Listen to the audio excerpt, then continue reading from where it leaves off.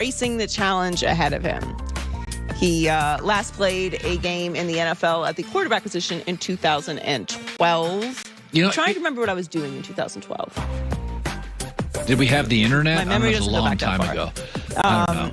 Listen, anytime you're critical of Tebow, I just the other day I was listening to a radio show. It was a Southern-based radio show. Tebow is a victim of this terrible media onslaught.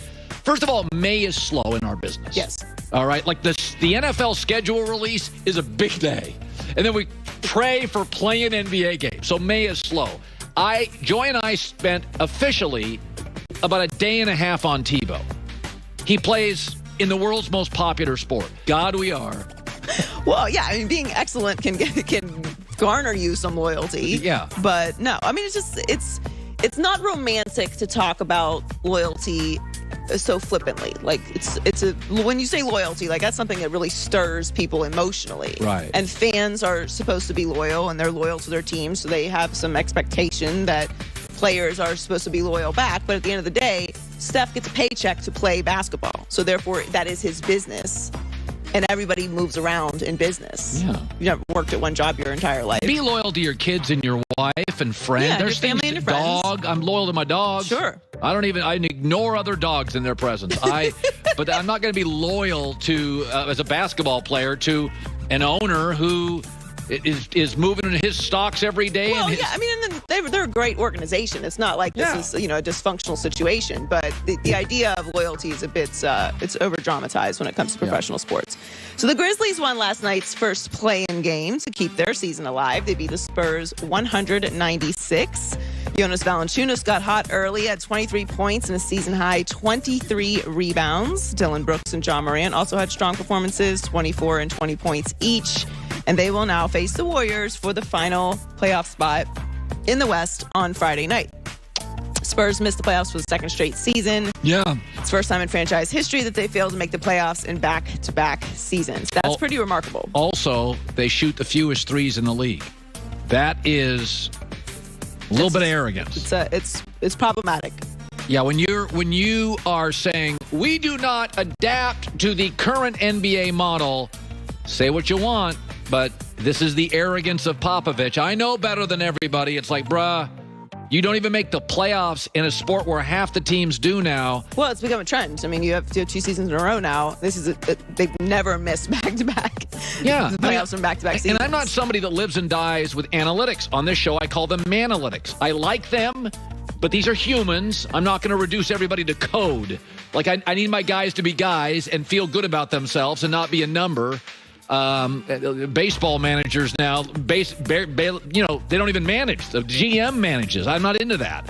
But there are certain things you need to do, which is, there's some analytics in football where you really should go for it on 4th and 2.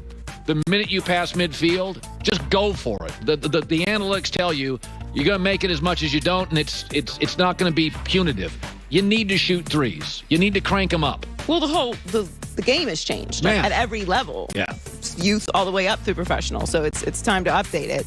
The Warriors are 3.5-point favorites over the Grizzlies, according to Fox Bet. That's about right. I would go with the Warriors in this game, but I do think it's going to be a very competitive game. Yeah, no, I like the Warriors close. Yeah. They have more guys that have been here. Exactly. Tim Tebow is officially a Jaguar. He signed his contract to play tight end today and is expected to join his teammates for off-season workouts. In a statement following the signing, Tebow thanked Jacksonville for giving him the opportunity to earn a spot in the team and said he is embracing the challenge ahead of him. Talked about this. I'm not a traditionalist. I didn't go to church much as a kid, although I can appreciate it when I moved from the West Coast where we just blow stuff up and build new stuff. And I went to the East Coast. I do think the old churches and the prep schools, the Hogwarts feel to it, I think it's awesome. Some of the places, you see some of the architecture, it's amazing. People have been sending their kids to camps for like 70 years out east. There's a lot of tradition I can appreciate. But when you listen to my show, I don't wax philosophic about the 50s and 60s in baseball. It's just not who I am. I'm not interested in it. I didn't grow up in that culture. So I don't fall in love with stuff that's happening now. I fall in like with everything with an eye on getting better. That's my personality. I think Joy and I kind of share that. And so I look at the Warriors dynasty. It's the second best team I've ever seen to Michael Jordan's Bulls. But I look at him now and I think Steph is way too good to just linger with Golden State. His contract's up in a year. He's a free agent next summer. I mean, let's be honest. He was easily the best player on the floor. He's 33, and his skills will age really well. Shoot and ball handle, be smart. Lakers threw everything at him. Totally ineffective as the best NBA defensive team. Totally ineffective. Draymond Green now, 41 minutes, 2 points.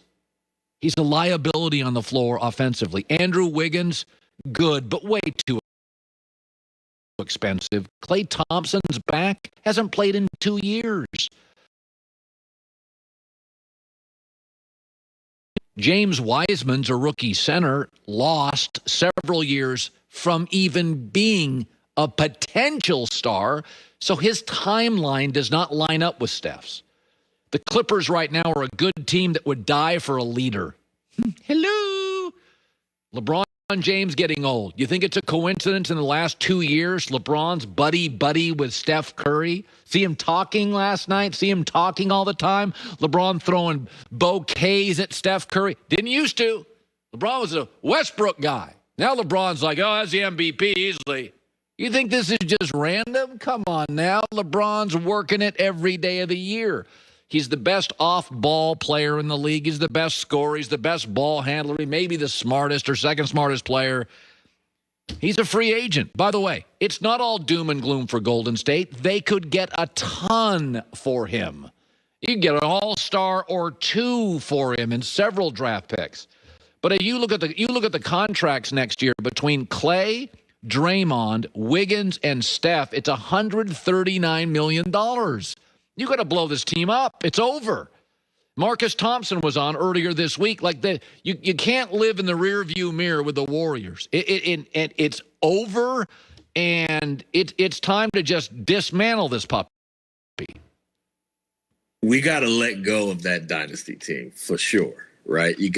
This is post dynasty. This is Kobe after the Shaq Kobe years, right? And it's like you got to recreate yourself. I think that's what Steph is doing. You got to reinvent it. I think a lot of people are clamoring to, hey, they won 3 championships. They had all these all-stars.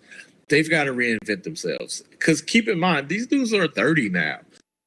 It's funny. In the NFL, we're seeing teams do this all the time now. They're just like, all right, do over. Draft a guy. All right, we're done.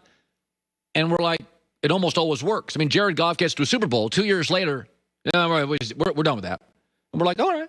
And they paid him a lot. They still owe Jared Goff some money.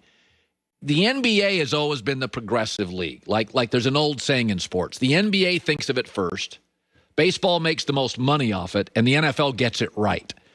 But the NBA thinks of it first. This is not baseball where they're stuck in the mud. They want to. I mean, when I talk NBA, I don't ever talk George Mikan. Michael Jordan's about as far back as I go, and he's the best player of all time, and he's still a relevant person in the NBA. He owns a team. So I just look at this team, and I think, it's done. And Steph is you don't want him to become Bradley Beal, where you're like, bro, what are you doing? Steph's got a lot of titles in him. I mean, I'm watching last night. He was so far and away the best player on the floor, totally controlled the game. I mean, he's just there. I mean, and I don't think it's a coincidence that LeBron has become his biggest fan in the last 2 years. He wasn't early in his career. He used to kind of roll his eyes at Steph. Now he's like, oh, the best player in the world over there. Be a joy to play with it. What a player, Steph Curry. That's not a coincidence. But he may fit the Clippers better than the Lakers. And I'm not saying those are the only teams. Who wouldn't want Steph Curry? I mean, everybody wants Steph Curry. I mean, Phoenix would figure out a way to get him over there alongside Chris Paul and Devin Booker. Just bring him in. We'll figure it out. But what I don't want to see is athletes, because of tradition and loyalty, giving away championships. Steph's got like 4 left in him. He needs to be in 3 or 4 more finals here in the next 5 or 6 years. Joy with the news. No. Turn on the news. This is the Herd Line Loyalty. There's no loyalty in business. There just isn't. And this